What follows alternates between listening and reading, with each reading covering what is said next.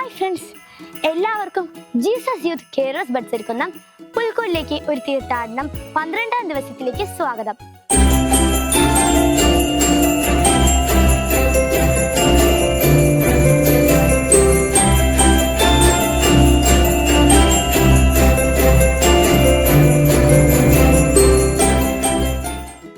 എന്നാൽ നമുക്ക് മനോജത്തിലേക്ക് കേട്ടാലോ.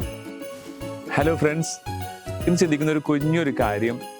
നമുക്കറിയാം, ഈശോയുടെ ഈ ഒരു ജനനത്തെക്കുറിച്ചുള്ള സദ്വാർത്ത, ഈ സന്തോഷത്തിന്റെ മനോഹരമായ ഒരു വാർത്ത ലോകം മുഴുവൻ അറിഞ്ഞത് തന്നെ എനിക്ക് തോന്നുന്നു ആട്ടിടയന്മാർ വഴിയായിട്ടാണ്.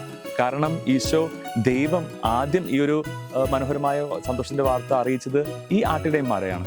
പ്രിയപ്പെട്ടവരെ, അവർ ഈ ലോകം മുഴുവൻ പോയിട്ട് ഈ ഒരു സന്തോഷ വാർത്ത അറിയിക്കുന്നുണ്ട്. എല്ലാവരെയും വിളിച്ച് പറയുന്നുണ്ട്, രക്ഷകൻ, നമുക്കായി രക്ഷകൻ പിറന്നിരിക്കുന്നത്, ഈ ഒരു സദ്വാർത്ത.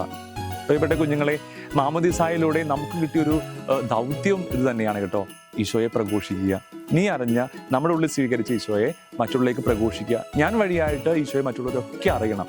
ആ ഒരു വലിയ കൃപയ്ക്കായിട്ട് പ്രാർത്ഥിക്കുക. പ്രത്യേകിച്ച് ഇന്നൊരു ദിവസം ഉണ്ണീശോയോട് നമുക്ക് പ്രാർത്ഥിക്കാം. ഉണ്ണീശോയെ, ഞാൻ അനുഭവിച്ച എൻ്റെ ഉള്ളിലായിരിക്കുന്ന എൻ്റെ ഉണ്ണീശോയെ, എൻ്റെ ദൈവത്തെ, എൻ്റെ ഈശോയെ മറ്റുള്ളവരിലേക്ക് അറിയിക്കുവാനുള്ള കൃപയ്ക്കായിട്ട്, അത് പ്രഘോഷിക്കാനുള്ള ഒരു ദൗത്യത്തെക്കുറിച്ചുള്ള തിരിച്ചറിവിനായിട്ട് ഞങ്ങളെ പഠിപ്പിക്കണമേ എന്ന് ഉണ്ണീശോയോട് നമുക്ക് പ്രാർത്ഥിക്കാം കേട്ടോ. ദൈവം അനുഗ്രഹിക്കട്ടെ.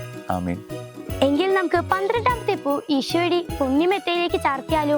ഹായ് കൂട്ടുകാരെ, എല്ലാവർക്കും സുഖമാണെന്ന് വിശ്വസിക്കുന്നു. മനോരച്ചൻ എന്ന് പറഞ്ഞു തന്നത് ഈശോയ്ക്ക് സാക്ഷ്യം വഹിച്ചുകൊണ്ടുള്ള ഒരു ജീവിതം നമ്മൾ നയിക്കണമെന്നാണ്. അപ്പോൾ ഞാൻ ഇവിടെ ഒരു ചെറിയ പൂ എടുത്തിട്ടുണ്ട്. ഇതിൽ ഞാൻ സാക്ഷ്യം എന്നാണ് ഞാൻ ഇവിടെ എഴുതാൻ പോകുന്നത്. അപ്പൊ നമ്മളിവിടെ സാക്ഷ്യം എന്ന് എഴുതിയിട്ടുണ്ട്.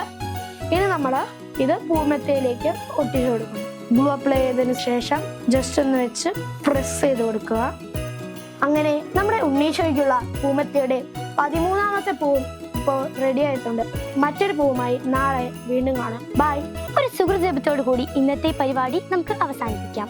നമുക്ക് ഇന്നത്തെ സുഹൃജപം ഏറ്റുചൊല്ലാം. ഉണ്ണീശോയെ, അങ്ങയുടെ സാക്ഷികളായി ജീവിക്കാൻ ഞങ്ങളെ പഠിപ്പിക്കണമേ.